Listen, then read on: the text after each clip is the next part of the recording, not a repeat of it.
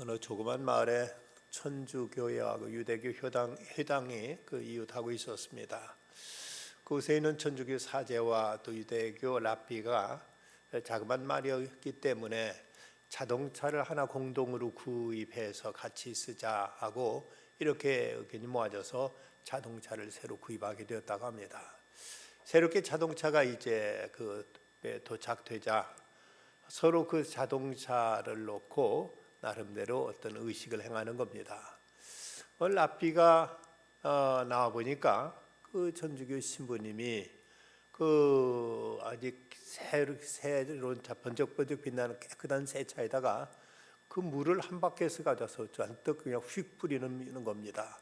아니 왜 새 차를 이제 막 가져온 새 차를 그 물을 붓느냐 하고 이 랍비가 놀라 물었더니 나는 이 차한테 세례를 주는 것이라 하고 이렇게 말하더랍니다. 그 소리를 듣더니 이 랍비가 한참 안에 들어가서 뭔가 꺼내오더니 자동차 뒤에 머플러, 그 배기 가스 나오는 통 있죠? 머플러를 한 5cm쯤 세 톱으로 자르더라는 거죠. 아니 당신 새 차를 가지고 뭐 하느냐 했더니 나는 이 차한테 할례 주는 것이라고 그렇게 말하더랍니다. 나름대로 다 어떤 의식을 행하였는데 천주교는 이제 세례 혹은 영세라고 하고 유대교에서는 할례라는 의식을 행했죠. 근데 오늘 말씀에 보면 모세의 아들들을 할례를 주는 장면이 나와 있습니다. 밥 로버트 주니어는 제자도의 핵심에 대해서 이런 의미 있는 말을 했습니다. 제자도는 듣고 순종하는 것이지 이해하고 배우는 것이 아니다. Discipleship is hear and obey, not know and learn 이라는 이런 말을 했습니다. 제자도의 핵심은 듣고 순종하는 것이지 배우고 아는 것이 아니다. 알고 배우는 것이 아니다. 이해하고 배우는 것이 아니다 하고 이런 말을 했습니다. 참된 신앙은 자기 신념이 아니라 청종이라고 말합니다. 하나님 말씀을 듣고 따르는 것, 그것이 참된 신앙이지 자기 어떤 종교적인 관념과 자기 상식과 자기 어떤 의, 이것을 이제 종교라는 이런 어떤 색깔로 더 씌워서 이것을 추구하는 것이 아니라 참된 신앙은 하나님 말씀을 청종한다, 듣고 따르는 것이라고 이렇게 말하게 됩니다. 앤드류 머레이는 그리스도인, 우리가 예수 그리스도를 믿는 그 순간 우리는 순종의 학교에 입학하는 것이라고 말했습니다. 우리 신앙생활에서 가장 핵심은 하나님 말씀을 얼마나 잘 듣느냐, 그리고 그 말씀을 얼마나 잘 지켜 준행하느냐에 달려 있습니다. 여러분 한번 스스로 테스트해 보시기 바랍니다. 지난 주일 설교 제목 기억하십니까? 아까 우리 이종혜 집사님은 그 지난주일 말씀을 제제 다니엘의 믿음과 그리고 인용했던 빌립보서 4장 6절 말씀을 기도 중에 인용하셨습니다마는 우리가 그냥 예배 시간에 참석했다는 것만으로 우리 신앙이 좋은 것이 아니고 그날 그때 하나님 우리에게 주시는 말씀을 얼마나 마음에 새기고 그 말씀을 생활 속에 실천하느냐 하는 이것이 우리 신앙의 핵심이고 이것이 우리들의 믿음의 실제라고 이렇게 얘기할 수가 있습니다. 아프리카 선교사님이 한 부족에게 가서 저들에게 설교하면서 순종에 대해서 설교를 해야 되겠는데 근데 그 부족의 말 가운데는 순종이란 단어가 아예 없더랍니다. 그 뭐라고 이제 얘기하려고 해도 순종이란 말 자체가 없어서 그만 내 설교를 하지 못하고 이제 말았는데, 그런데 이제 그 밖에 나오면서 저희 그 선교사님 기르는 그 강아지 애완견을 끌고 이제 애완견을 데리고 나왔더니 애완견이 막 정신없이 이곳저곳 막 뛰고 다니고 여기저기 쑤시고 하는길래 그 개 이름을 부르니까 걔가 금방 달려와서 이 선교사님 앞에 납작 엎드리더랍니다. 그저 그 모습을 보고 그곳에 있는 추장이 하는 말이 무야렘 데렘 까우게, 무야렘 데렘 까우게라고 이렇게 말하더랍니다. 그게 무슨 말이냐 하고 물었더니 이 추장이 하는 말이 당신의 개는 귀만 있습니다 라는 이런 뜻이라고 가르쳐 주더랍니다. 선교사는 거기서 바로 이것이다 하고 생각하고는, 그리고 그 다음 주일날 이 위아렘 데렘 가우케라는 이 말을 가지고 순종에 대해서 설교를 할 수 있었다고 합니다. 참된 그리스도인들은 하나님께 대해서 귀를 가지고 그 귀를 통해 하나님 말씀을 잘 듣고 이걸 삶 속에서 실천하는 사람이 참된 신앙인이라고 말할 수 있습니다. 예수님은 들을 귀 있는 자는 들으라, 귀 있는 자는 들으라고 이렇게 말씀하셨습니다. 신앙생활에 있어서 하나님 말씀을 얼마나 잘 듣고 이 말씀을 잘 순종하는가. 그런데 하나님 말씀이 어떤 것이 하나님 말씀이냐. 사도행전 3장 22절에 주신 말씀 보면 모세가 말하되 주 하나님 너희를 위하여 너희 형제 가운데서 나 같은 선지자 하나를 세울 것이니 너희가 무엇이든 그의 모든 말을 들을 것이라. 하나님께 세우시는 선지자의 말을 들을 것이라 하고 이렇게 말씀하셨습니다. 그렇다면 이 시대 속에서도 하나님이 세우신 이제 말씀의 종을 통해서 선포되는 그 주님의 음성, 주님의 말씀을 잘 듣고 이걸 삶 속에서 그대로 지켜 준행하는 것, 이것이 우리들의 신앙에 있어서 무엇보다 소중한 자세임을 우리는 잊지 말아야 될 것입니다. 지난주에는 모세가 거듭 하나님께서 애굽에 가서 내 백성 이스라엘 이끌어내라는 말씀에 거역했던 이제 변명과 핑계로 이 말씀을 거역했던 모습을 우리가 이제 살폈습니다. 그랬더니 하나님께서 그런 모세를 보고 어떻게 반응하셨는가 하면 14절로 16절 말씀 보면 여호와께서 모세를 향하여 노하여 이르시되, 하나님께서 모세를 노하였다고 이렇게 말씀하십니다. 하나님께서도 때로 노하시는 하나님이죠.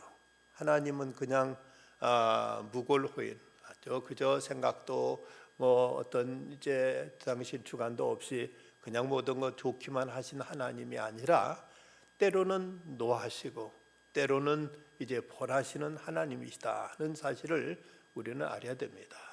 하나님에 대한 우리들의 신앙에 있어서 두 가지 이제 자세는, 하나님은 한없이 사랑이 많으신 좋으신 하나님이시고 그럼에도 불구하고 하나님은 어미하신 하나님, 크신 하나님, 거룩하신 하나님임도 우리가 결코 놓치지 말아야 될 하나님께 대한 신앙의 자세입니다. 그런데 모세가 거듭 하나님 말씀에 불순종하자 하나님께서 그를 향해서 노하셨습니다. 그러면서 하신 말씀, 레위 사람 내 형 아론이 있지 아니하냐? 그가 말 잘하는 것을 내가 아노라. 그가 너를 만나러 나오니 그가 너를 볼 때 그의 마음이 기쁨이 있을 것이라. 너는 그에게 말하고 그의 입에 할 말을 주라. 내가 내 입과 그 입에 함께 있어 너희들의 행할 일을 가르치리라. 그가 너를 대신하여 백성에게 말할 것이니 그는 내 입을 대신할 것이요 너는 그에게 하나님같이 되리라 하고 이렇게 말씀하시면서 모세에게 거듭 이제 애굽으로 갈 것을 말씀하십니다. 그러자 모세는 더 이상 하나님께 이제 변명도 핑계도 될 수 없어서 이제 두 손 들고 하나님 말씀에 순종하게 되는 것, 그래서 애굽으로 떠나게 되는 것이 오늘 말씀에 나와 있는 이제 내용입니다. 그러면 이제 모세가 하나님 말씀을 듣고 애굽으로 가게 되는데 그때 하나님은 어떻게 역사하셨는가, 모세에게 어떻게 대하셨는가 하는 것을 오늘 우리는 말씀을 통해서 배우고자 합니다. 하나님 말씀이 이제 순종해서 애굽으로 떠나는 모세에게 하나님 먼저 그에게 모든 부담을 제거해 주셨습니다. 자, 모세가 그토록 하나님께 가라고 말씀하신데도 이제 가는 데 있어서 그에게 걸림이 되고 현실 속에서 그에게 어떤 부담이 되었던 것은 무엇이었을까? 그 두 가지를 생각해 볼 수 있는데, 하나는 지금까지 자기가 40년 동안 신세지고 있던 지금 이 미디안에서의 그 자기 장인 이드로에 대한 미안함 내지는 그가 과연 가라고 좋게 보낼까 하는 이런 그 부담이 분명 그에게 있었을 것입니다. 그는 혈혈단신 맨몸으로 그곳에 와서 거기서 이드로의 딸을 얻어서 아내를 삼았고, 그리고 그 아내를 통해서 그 자식들까지 낳았습니다. 그곳에서 지금까지 그는 아무것도 가져온 것 없이 그곳에 빈몸으로 와서 지금까지 잘 먹고 잘 지냈는데, 그런데 저 멀리 애굽으로 간다고 할 때 과연 자기 장인 이드로가 자기를 쉽게 풀어줄 것인가 하는 이 문제, 이것이 그에게 마음에 큰 어떤 부담으로 걸렸을 것입니다. 이런 문제에 대해서 하나님은 어떻게 역사하셨는가? 18절 말씀 보면 모세가 그의 장인 이드로에게 돌아가서 그에게 이르되 내가 애굽에 있는 내 형제들을 돌아가서 그들이 아직 살아있는지 알아보려 하오니 나로 가게 하소서. 이드로가 모세에게 평안히 가라 하니라. 하나님은 이드로의 마음을 감동하셔서 이 모세를 평안히 가도록 이렇게 허락하시는 장면을 볼 수가 있습니다. 그런데 이때 모세가 이드로를 만나러 갈 때 마음에 부담이 있었다는 것을 우리가 충분히 이해할 수 있는 대목은 그가 한 말을 통해서 우리가 그의 심정을 엿볼 수 있습니다. 분명 하나님께서 모세에게 이르신 말씀은 너는 애굽에 가서 내 백성 이스라엘을 이끌어내라.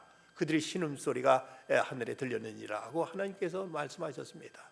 그래서 모세가 그곳에 찾아갈 이유는 바로 그곳에서 바로의 앞자에서 신음하고 있는 이스라엘 백성들, 그들을 불러내고 그들을 이끌어내는 것이 그의 사명이었는데, 차마 그 말은 하지 못하고 모세가 하는 말이 내가 애굽에 있는 내 형제들에게로 돌아가서 그들이 아직 살아있는지 알아보려 하오니 나로 가게 하소서 하고 이렇게 적당하게 둘러대고 있는 모습을 보여주고 있습니다. 그들을 거기서 끌어내는 이 엄청난 역사를 하려면 자연이 이제 바로하고 부딪히고 그곳에 어떤 전쟁과 어떤 큰 위험한 일이 닥칠지 모르고, 그렇다면 과연 이 아론이 모세와 자기 딸과 그리고 선조들을 보낼까 하는 이런 것이 염려가 되었던지 차마 그에게는 꺼내지도 않고 그곳에서 내 형제들 살아있는지 잘 있는지 그것 좀 보고 오겠습니다 하니까 여기서 이들아 그래 평안히 가라고 이렇게 말하고 있는 것입니다. 이런 모습은 분명 모세가 이제 두려워하고 있었던 것이고, 그가 이제 아론으로부터 이제 이드로로부터 쉽게 허락받기가 어렵다는 이런 생각을 했을 법하지요. 그런 모세의 어찌 보면 정직하지 못하고 어쩌면 그런 그 나약한 모습, 여기에 대해서 하나님은 책망하지 않으셨습니다. 아직 모세가 이제 믿음에 있어서는 하나님이 주신 사명에 있어서 완전히 거기에 대해서 이제 연단되지 못했고, 아직 여기 든든히 서지 못한 그의 모습을 보시면서 하나님은 이제 그를 너그럽게 받아주시고, 이제 하나님께서 이드로의 마음을 이제 감동하셔서 그래 그럼 평안히 갔다 오라고 이렇게 말하고 있는 것을 보여주고 있습니다. 여기서 그 모세는 이런 일을 함에 있어서 하나님께 내게 명령하셨으니까 나는 이제 하나님 말씀은 들으면 되지, 굳이 이제 장인한테 뭐 얘기하고 허락받고 할 필요 뭐 있느냐 하고 그때로 훌쩍 떠날 수도 있었을 것입니다만은, 그러나 그래도 그는 예의를 지키고 마땅히 아뢰 것을 아뢰고 허락받을 걸 허락받으면서 나름대로 이제 그 자기 장인 이들에 대한 자기 그 사유로서의 그동안 신세졌던 것에 대한 감사와 함께, 그리고 그 이제 장로부터 여기에 허락을 받아서 이렇게 떠난 모습을 보여주고 있습니다.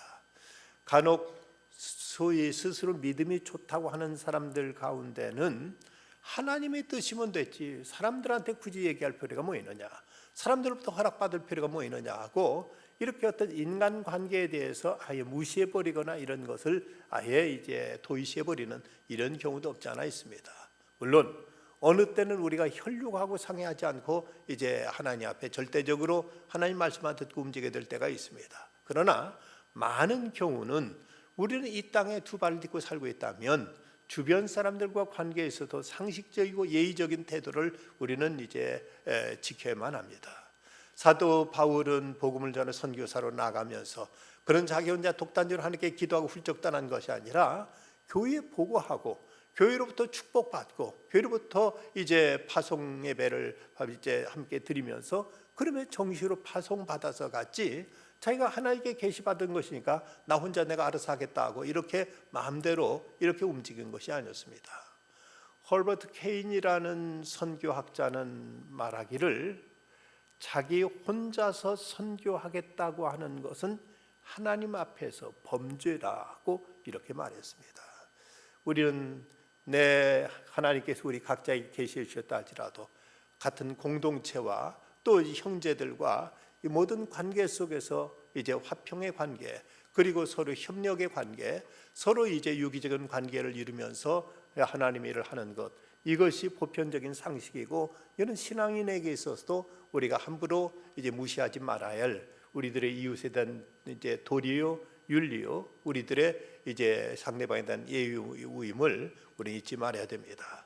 모세는 이제 그 장인한테 정중히 가서 이제 얘기하고 허락을 받고, 그리고 이제 아내와 딸 두 아들을 데리고 그곳에서 이제 출발하게 되는 모습을 볼 수 있습니다. 그러면 모세에게 또 하나 두려움이 있었다면 무엇이었을까? 그것은 이제 저 애굽에 가서의 또 문제입니다. 애굽에 갔을 때 자기가 그 이전에 애굽에서 떠나올 때 그 애굽 사람을 쳐 죽이고 왔기 때문에 그때 그 모세를 죽이려고 했던 투트모세 3세가 있습니다. 어떻게 이제 그 전승에 하면 그가 모세와 어떤 경쟁적인 권력에 의해서 경쟁의 위치에 있었다고 이렇게 말하기도 합니다만은, 어쨌든 그때 이제 투트모세 3세가 자기를 어떻게 받아들일까? 틀림없이 그때 자기를 죽이려 했기 때문에 자기가 나타나면 당장에 그게 이제 모세를 해칠 것이라는 이런 그 이제 생각을 하기에 충분한 어떤 정황을 우리는 추정해 볼 수가 있습니다. 이런 모세의 마음을 하나님이 아셨는지 하나님께서 하신 말씀, 이제 그 19절, 여호와께서 미디안에서 모세에게 이르시되 애굽으로 돌아가라, 내 목숨을 노리던 자가 다 죽었느니라 하고 이렇게 말씀하십니다. 애굽 가서서 너는 또 걱정하지 말아라. 그것에 너를 알고 너를 해치려던 자, 너를 죽이려던 자는 이미 다 죽었다 하고 이런 말씀을 하십니다. 이렇게 예수님, 이렇게 그 하나님은 그 모세가 애굽에 돌아가서 어떤 위험을 당하지 않을까 하는 것, 그 염려를 하시고 그에게 마음에 안심을 주시며 그에게 이렇게 그 약을 하나님께서 이제 돌봐주겠다는 이런 약속이 말씀하십니다. 이런 말씀은 예수님께서 저 애굽에 어리셨을 예수님 태어나셔서 뭐 이제 헤롯이 죽이려고 하니까 애굽을 피난 가셨을 때, 그때 그곳에 2년을 보내고 났을 때, 그때도 하나님은 이제 그런 계시 말씀을 주셨습니다. 마태복음 2장 19절 20절 말씀 보면, 헤롯이 죽은 후에 주의 사자가 애굽에서 요셉에게 현몽하여 이르되 일어나 아기와 그 어머니를 데리고 이스라엘 땅으로 가라, 아기의 목숨을 찾던 자들이 죽었느니라 하는 말씀을 통해서 하나님은 그들의 앞길에 대해서 어떤 위험이 제거되었음을 말씀하시고 평안히 담대히 나갈 것을 하나님께서 지시한 것을 볼 수가 있습니다. 이런 모습 보면 하나님은 당신의 백성들, 당신의 자녀들의 앞길을 살피시고 저들을 돌보시고 저들의 모든 위기와 어려움 속에 저들을 하나님께 보살피신다는 사실을 깨닫게 됩니다. 러시프코가 쓴 글에 보면 그런 얘기가 나옵니다. 어떤 소년이 유난히 자주 길에서 밖에만 나갔다 오면 돌부리에 발이 걸려서 넘어지고 무릎이 깨지고 코가 깨지고 하는 일이 잦았습니다. 이 아이가 이렇게 자주 그 넘어지자 소년은 생각해, 나도 빨리 어른이 돼야지, 그래야 나도 어른들처럼 안 넘어지지 하고 이렇게 이제 생각을 했는데, 근데 언제부턴가 이 소년이 넘어지는 횟수가 점점 줄어들더니 얼마큼 지난 다음에는 아이가 거의 넘어지는 일이 없어졌습니다. 그때 이 아이는 생각하기를, 나도 이제 어른이 되어가는구나, 나도 이제 어른이 되었구나 하고 스스로 자기가 대견해하고 자기가 이제 다 큰 성년이 된 것처럼 이렇게 이제 생각을 했습니다. 그런데 어느 순간 그것이 자기가 어른이 돼서 넘어진 것이 아니라 자기가 이렇게 넘어지게 된 데는 아버지의 배려와 아버지의 손길이 있었다는 사실을 그는 깨닫게 됩니다. 이 아들이 자꾸 밖에만 나가면 길거리에 있는 돌에 아들이 넘어지자 아버지는 그것이 안타까워서 길에 있는 이 아들이 다니는 길에 있는 모든 돌을 하나하나 다 제거해 가지고 아예 넘어지지 않도록 길을 이제 평평하게 결례의 어떤 돌이 없도록 이걸 다 제거해 놓으셨던 것입니다. 그러니까 이 아들은 전혀 이제 넘어질 그런 어떤 그 위험 요소를 다 제거해 놓으신 거죠. 아들은 뒤늦게 깨닫고는 아버지한테 말합니다. 아버지 죄송합니다. 저는 제 혼자 힘으로만 자란 줄 알았는데 제 뒤에는 항상 저를 바라보시는 아버지가 계셨군요 하고 아버지가 자기를 위해서 이렇게 이제 마음 쓰시고 이렇게 모든 손을 쓰신 것을 깨닫고 뒤늦게 아버지께 감사드렸다고 합니다. 이렇듯 하나님은 모세가 가는 길에 있어서 모든 위험 요소까지도 다 제거해 주시면서 애굽으로 가라고 이렇게 말씀하십니다. 그런가 하면 하나님께 그가 일할 수 있는 도구를 주십니다. 20절 말씀, 모세가 그의 아내와 아들들을 나귀에 태우고 애굽으로 돌아가는데 모세가 하나님의 지팡이를 손에 잡았더라고 말씀하고 있습니다. 하나님의 지팡이를 그 손에 잡았다고 했는데 이 지팡이 어떤 지팡이인가? 저 앞에 본 2절 말씀에 여호와께서 그에게 이르시되 네 손에 있는 것이 무엇이냐? 그가 이르되 지팡이니이다. 바로 모세가 평상시에 이제 양을 칠 때 쓰던 그 지팡이를 하나님께서 네 손에 무엇이 있느냐? 예, 지팡이가 있습니다. 이걸 땅에 던지라 하니까 그 지팡이가 갑자기 뱀으로 바뀝니다. 그 네 꼬리를 잡으라 하니까 다시 그것이 이제 지팡이로 다시 바뀌었던 바로 그 지팡이였던 것입니다. 하나님께서는 이 지팡이를 들어서 이제 그 능력을 나타내시고 이 애굽에서 이스라엘 백성들을 이끌어내는 일을 위해서 바로 그걸 통해서 하나님께서 그 역사를 이루시겠다고 하나님께 말씀하시는 것입니다. 그런데 모세가 들었던 그 지팡이는 뭐 특별한 지팡이, 대단한 지팡이가 아니라 지금까지 그걸 가지고 양을 치던 지팡이였습니다. 그러니까 이 지팡이는 늘 그의 손에 있던 것이었고 그 항상 그걸 통해서 자기가 이제 양을 치던 지팡이였는데 바로 그걸 통해서 하나님은 당신의 능력을 나타내시고 당신 이스라엘 백성들을 구원하는 그 일을 이루시겠다고 하나님께서 말씀하고 있는 것입니다. 그렇다면 하나님께서 오늘 이 시대도 당신의 사람들에게 당신의 일을 맡기실 때 무엇을 통해서 하시길 원하는가?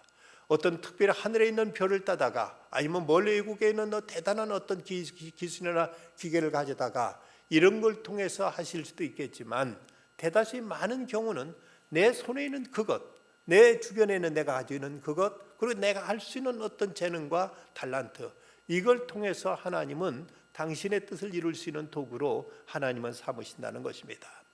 예수님께서 오병이의 기적을 행하실 때 그때 사람들은 여기에 5천 명이 넘는 엄청난 많은 사람들이 모여 있는데 그런데 한 어린 소년이 자기 점심 도시락으로 먹으려고 가져왔던지 보리떡 5개와 물고기 2마리를 이걸 예수님께 드립니다.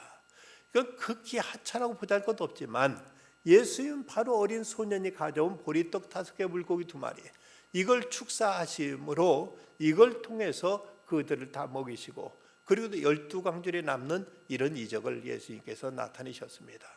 그렇다면 하나님은 오늘도 우리에게 다른 특별한 어떤 걸 요구하시기보다도 내 손에 지금 뭐가 있느냐, 바로 내게 가지고 있는 것 아니면 내가 할 수 있는 그것을 통해서 하나님은 당신의 뜻을 이루는 당신의 도구로 삼으신다는 것입니다. 여러분 우리 가지고 있는 재능, 여러분이 할 수 있는 일이 무엇이고 여러분에게 지금 주어진 그것이 무엇입니까? 다른 사람처럼 대단하고 특별한 어떤 것이 없다 할지라도 지금 내가 할 수 있는 그것만으로도 하나님은 얼마든지 위대한 일을 이루실 수 있고 하나님은 얼마든지 이걸 통해서도 수많은 생명을 구원하시는 일에 요긴한 도구로 하나님은 사용하실 수 있다는 사실입니다. 옛날 흑인 가수였던 마리안 앤더슨은 그는 공연이 끝날 때마다 이런 기도를 드렸다고 합니다. 하나님, 주님을 위하여 노래할 기회를 주셨으니 감사합니다. 이 노래를 들으러 온 청중을 주셨으니 감사합니다. 저를 은혜의 도구로 사용해 주셨으니 감사합니다. 이 생명 다할 때까지 아버지 영광을 위하여 노래하게 해주소서 하고 자기에게 노래할 수 있는 은사를 하나님께 감사하며 그걸 통해서 하나님의 성호를 자랑하고 높이고 사람들에게 이걸 통해 은혜를 끼치고 기쁨을 줄 수 있는 그런 자기의 노래가 곧 하나님의 도구였음을 그는 고백했습니다. 의사이자 산부인과 의사인 하워드 A. 켈리는 의과대학을 졸업하는 날 밤 이런 이제 일기를 썼다고 합니다. 주님, 내 자신과 나의 시간과 나의 능력과 나의 열정 이 모든 걸 당신께 드립니다. 당신의 도구로 사용되기를 원하오니 나를 정결하게 하시고 제가 주님께 가까이 가는 것을 방해하는 것이라면 세상 어떤 성공이라도 제게 허락하지 마시옵소서 하고 자기가 배운 의학적인 실력들 그리고 주님을 향한 열정과 믿음 이 모든 것이 주님께 드려지는 쓰시는 도구가 되기를 이렇게 하나님 앞에 기도하고 하나님 앞에 헌신했다고 합니다. 우리는 내게 가진 것이 무엇인지 내가 할 수 있는 그것을 하는 것으로 충분히 하나님은 당신의 거룩한 영광을 드러내시고 하나님 일하실 수 있습니다. 노래를 잘 부르는 창에서 찬양대로 있어 섬길 것이고 어떤 그 가르치는 은사가 있다면 교회학교 교사로 일할 것이고 내가 다른 주제 없어도 주방에서 음식은 잘 만든다면은 우리는 또 성도들의 교제를 위해서 우리가 주방 봉사를 주님 앞에 일할 수 있을 것이고 그것도 아니면 우리는 또 청소하는 걸 통해서도 얼마든지 우리는 하나님 일을 이룰 수 있습니다. 모세가 양을 칠 때 쓰던 그 지팡이 그걸 하나님께서 모세에게 이제 들려주니 이것은 나의 지팡이라 하나님의 지팡이라 말씀하시면서 이걸 통해서 애굽에서 놀라운 능력을 나타내셨고 하나님 위대한 사역을 이루셨다면 오늘 우리가 가지고 있는 것 사람이 볼 때는 아무리 시시해보고 하찮아 보이지만 그러나 그것도 하나님께서 들으시면 하나님 잡으시면 얼마든 위대한 역사를 이룰 수 있다는 사실을 깨닫고 그것을 하나님 앞에 드려서 하나님의 뜻을 이루는 이런 도구로 삼을 수 있어야 될 것입니다. 그런가 하면 하나님 모세에게 전적인 순종을 이제 요구하십니다. 24절 이후의 말씀 보면 모세가 길을 가다가 숙소에 있을 때 여호와께서 그를 만나서 그를 죽이려 하신지라 십보로가 돌 칼을 가져다가 그의 아들의 포피를 베어 그의 발에 갖다 대며 이르되 당신은 참으로 내게 피난편이로다 하니 여호와께서 그를 놓아주시니라. 그때 십보로가 피난편이라 하면 할례 때문이었더라. 하나님께 갑자기 이제 모세를 죽이시려고 하시는 겁니다.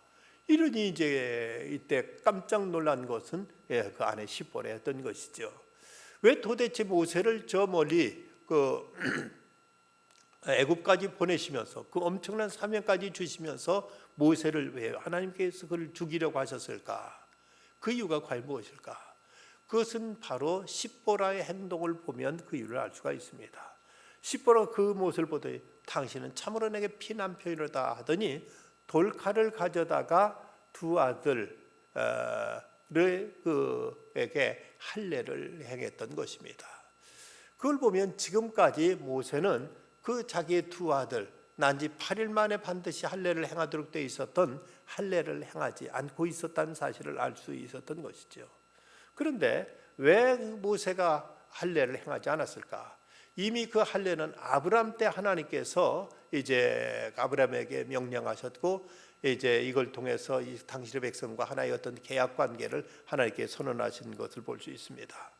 창세기 21장에 보면 너희 중 남자는 다 할례를 받으라. 이것이 나와 너희와 너희 후손 사이에 지킬 내 언약이니라. 너희는 포피를 베어라. 이것이 나와 너희 사이의 언약의 표징이니라. 너희는 대대로 모든 남자는 집에서 난 자나 또는 너희 자손이 아니라 이방 사람에게서 돈으로 산 자를 막론하고 난 지 8일 만에 할례를 받을 것이라.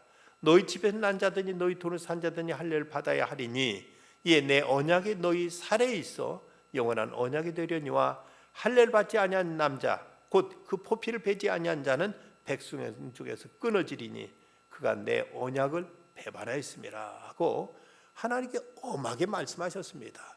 이제 만약 할례를 받지 않으면 내 백성 가운데 끊어질 것이라고 말씀하시면서 너가 나 사이의 언약이 내 살에 있음이라고 말씀하시면서 이스라엘 백성들에게 반드시 그 남자들은 할례를 받도록 하나님께 명령하셨습니다.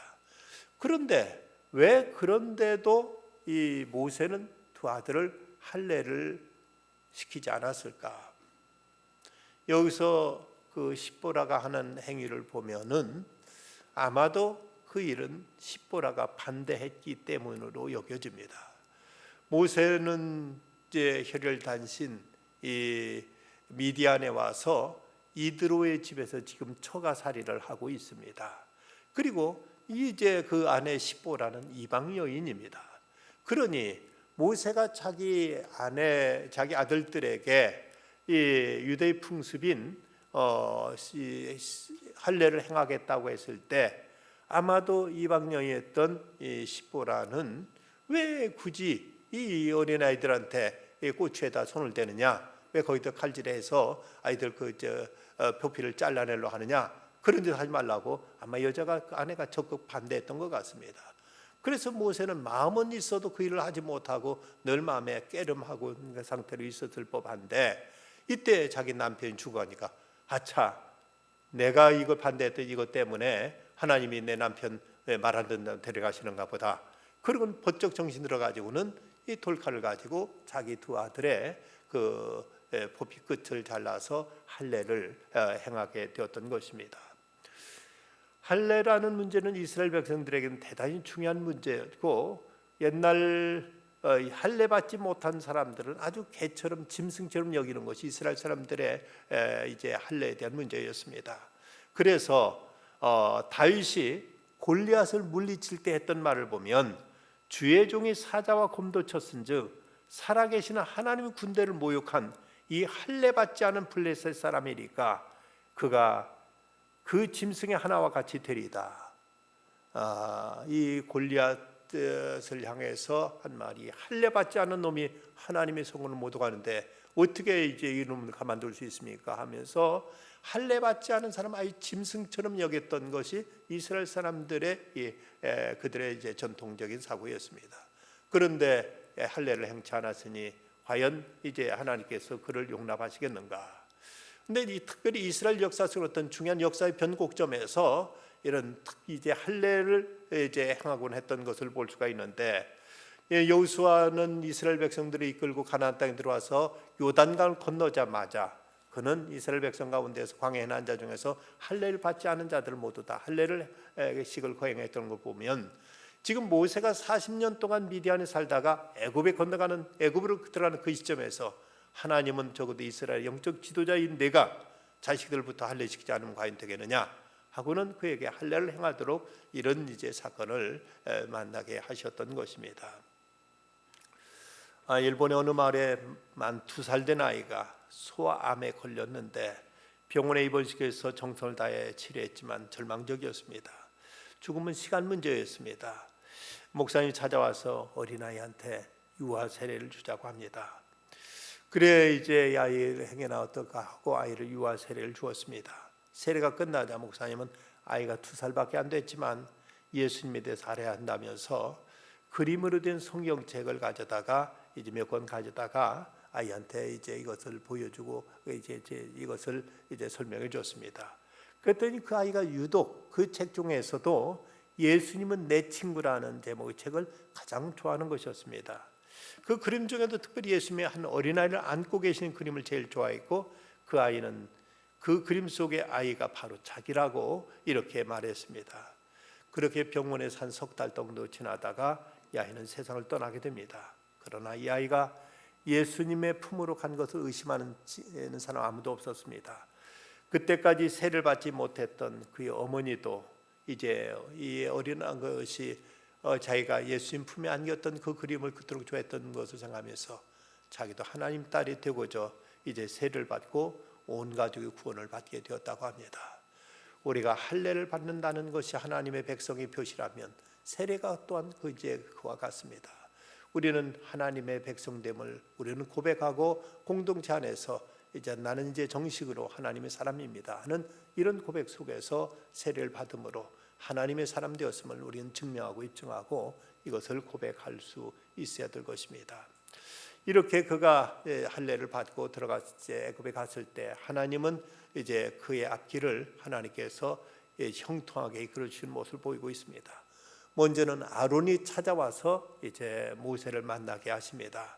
27절로 28절 말씀 보면 여호와께서 아론에게 이르시되 광야에 가서 모세를 맞으라 하시매 그가 가서 하나님의 산에 모세를 만나 그에게 맞추니 모세가 여호와께서 자기에게 분부하여 보내신 모든 말씀과 여호와께서 자기에게 명령하신 모든 이적을 아론에게 알리니라.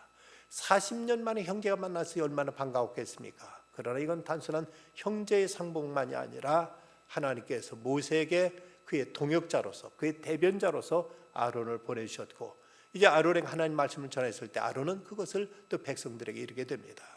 그런가 하면 또 하나님은 이제 29절과 31절 보면 모세와 아론이 가서 이스라엘 자손의 모든 장로를 모으고 아론이 여호와께서 모세에게 이르신 모든 말씀을 전하고 그 백성 앞에서 이적을 행하니 백성이 믿으며 여호와께서 이스라엘 자손을 찾으시고 그들의 고난을 살폈다함을 듣고 머리 숙여 경배하였더라. 이제 이스라엘의 지도자들 장로들을 모아서 그들에게 그 이적을 보입니다. 여기서 나타난 이적은 성경에 나타난 지금까지 모든 기록 가운데서 창세기부터 지금 출애굽기 4장까지 가운데서 인간이 행한 최초의 이적이라고 성사학자들은 그렇게 말하고 있습니다. 또 그 이적을 통해서, 그 이적은 이제 지팡이를 던져서 뱀이 되게 하며 또 이제 그것을 집으니까 다시 온전해지고 또 손을 품에다 넣으니까 문둥병이가 되고 이것이 또 깨끗해지고 하는 이런 이미 있었던 그 기적을 이제 하나님께서 모세를 통해 모세가 행하도록 이렇게 허락하신 것입니다. 그랬을 때 그들은 이제 모세를 신뢰하게 됐고 그들은 하나님께 자기들의 고통과 아픔을 헤아리시다는 사실로 인하여 하나님께 경배를 드립니다. 잠언서에 보면 3장 5절 6절 말씀에 너는 마음을 다하여 여호와를 신뢰하고 내 명체를 의지하지 말라. 너는 범사의 그를 인정하라. 그리하면 내 길을 지도하시리라 하고 말씀했습니다. 그런가 하면 잠언 16장 7절에 보면 사람의 행위가 여호와를 기쁘시게 하면 그 사람의 원수라도 그와 더불어 화목하게 하신다고 약속하고 있습니다. 모세가 하나님의 말씀에 순종해서 하나님 뜻을 따라서 애굽까지 갔더니 하나님께 이제는 그전에는 모세가 자기 백성을 돌보겠다고 그들이 싸우는 모습을 말리고 애굽 사람을 쳐 죽이면서까지 그 백성들 자기 백성을 보호하려고 했고 자기 백성들끼리 싸우니까 너는 왜 동족인데 때리느냐 하면서 말렸더니 너는 어제 애굽 사람 죽였더니 오늘 나를 죽이려고 하느냐 대들면서 모세를 배척했던 이스라엘 백성들인데 그런데 이제 모세가 하나님께 순종하여 애굽에 오게 되자 그들이 모세를 신뢰하게 되고 모세 앞에서 하나님께 경배드리면서 이제 따뜻하게 사랑으로 그를 맞이하는 모습을 보여주고 있습니다. 하나님께 순종하고 나갔더니 하나님께 모든 걸 책임져 주셨던 것입니다. 수도원이 성화하던 시절 안토니오라는 한 수도사가 수도원에 들어갔다가 꽤 오랫동안 수도하고 나오면서 이제 수도원 문 밖에서 보니까 한 구두 수선공이 구두를 고치고 있었습니다.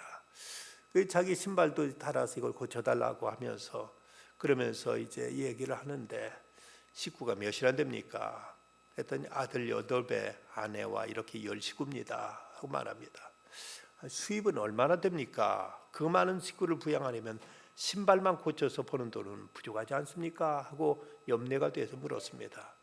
그랬더니 구두수선고는 아무 대답이 없이 가만히 머리숨 일을 하다가는 잠시 이렇게 대답하더랍니다. 선생님, 저는 다만 주님의 종들이 오랫동안 편하게 신을 수 있도록 최선을 다해 신발을 수선해 드릴 뿐입니다.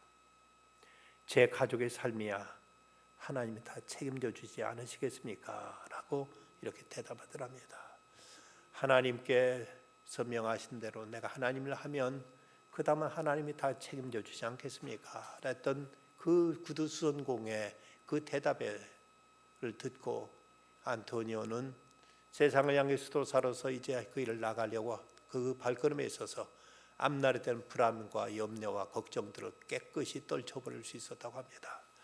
우리도 내일에 대한 걱정 때문에 이럴까 저럴까 많이 주저하고 있지는 않습니까?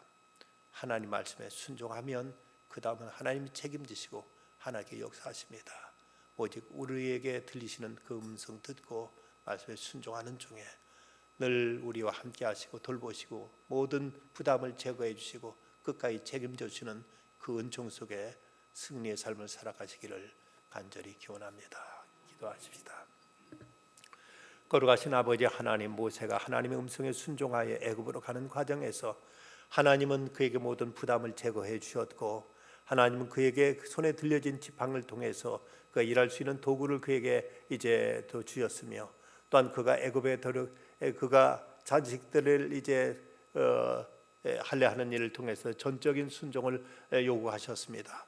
뿐만 아니라 애굽에 가서는 하나님께서 그의 걱정 염려된 모든 문제 다 없애주시고 아론이 나와서 그를 맞이하게 하셨고 이스라엘 장로들이 그를 앞에서 경배드리며 그를 환영하는 모습으로 그의 앞길을 열어주시는 모습을 저희가 배웁니다. 저희들도 하나님 말씀에 순종해 나가면 하나님께 모든 걸 책임져 주신다는 이 사실 앞에 어느 때든 두려움 없이 담대하게 주의 말씀 따라 행하는 저희들 되게 하여 주시옵소서. 하나님, 내일 시험을 치르는 우리 수험생들, 믿음의 자녀들 특별히 기억하여 주시옵시고 저들 하나님 말씀 믿고 의지하며 주의 뜻을 따라 나가는 그 앞길을 하나님께 친히 함께 해주시고 길 열어주시며 담대 앞을 향해 전진해 나가는 저희들의 발걸음들 다 되게 하여 주시옵소서. 너희 중에 누구든지 지혜가 부족하건 모든 사람에게 후히 주시고 꾸짖지 아니하시는 하나님께 구하라. 그러면 주시리라고 약속하셨사오니 저들 먼저 내일 시험장에 가서 하나님께 겸손히 기도하는 중에 하나님의 지혜와 명철을 허락하셔서 저들 이제 대학 입학 수학 능력 시험에서도 놀라운 승리의 역사를 나타낼 수 있도록 주께 축복하시고 지혜와 명철을 다하시며 강건함을 허락하여 주시옵시고 집중력 허락하여 주시옵시며 기억력을 허락하여 주시고 건강을 주께서 책임져 주시옵소서. 내일 함께 이를 위해서 기도할 터인데 모든 성도의 중보 기도 가운데 크신 은혜와 능력으로 역사하여 주시옵소서. 예수님의 이름으로 기도드리옵나이다. 아멘.